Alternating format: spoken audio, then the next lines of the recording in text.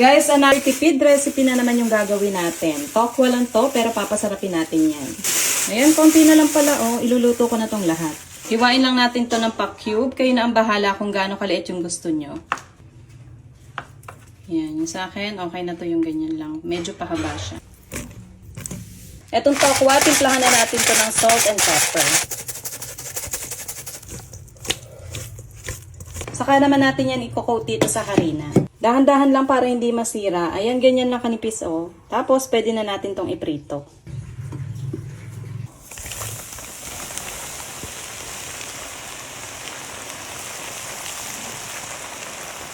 Ayan guys, okay na yung ganyang pagkakaprito. Hanguin na natin. Malutong na yan. Naiprito ko na lahat ng tokwa. Start na tayo magluto. Una, ipiprito ko muna itong bawang. Hindi ko muna isasama yung sibuyas dito dahil kukuha ko ng pang-toppings.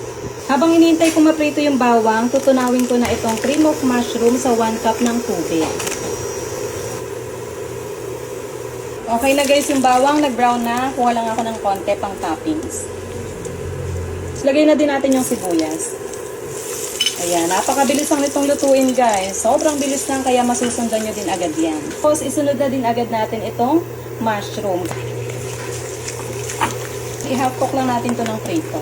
Ilagay na natin itong cream of mushroom, pampalapot. Hindi na tayo dito maglalagay ng harina dahil lalapot na dyan yan. Ilagay pa tayo ng 1 cup ng tubig. Dagdag pa ulit ako ng tubig.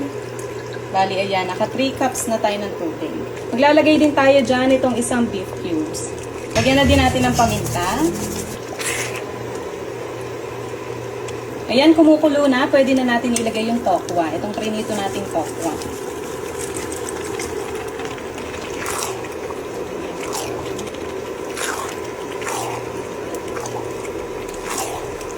Lagyan lang natin ng isang kutsarang asukal, pang-balance lang ng lasa. Para hindi naman puro alat yung malalasahan. Ayan, haluin lang natin at okay na to. Guys, okay na siya. Ngayon naman, ilalagay na natin itong prinito nating bawang. O diba? Alam niyo na ba kung ano to? Para tong garlic pepper dip ng Jollibee. Pero hindi to beef. Tokwa lang yan. O diba? Pero yung lasa niyan, ganun-ganun din. Ako, kaya itry nyo na din to. Pwede itong ipangpulutan, ipang-ulam.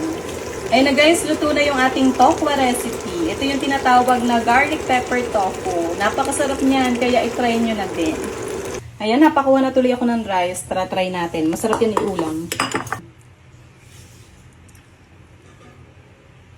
Ooh.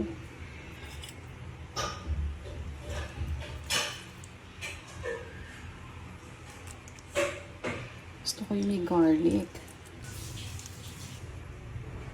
Try ko nga. Ang sarap! Naglasa din siyang dip dahil doon sa beef cubes. Lagyan ko ng mushroom. The best to. Ang sarap.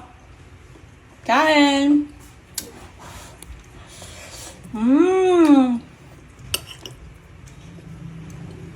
The best to guys. Try nyo na. Sarap.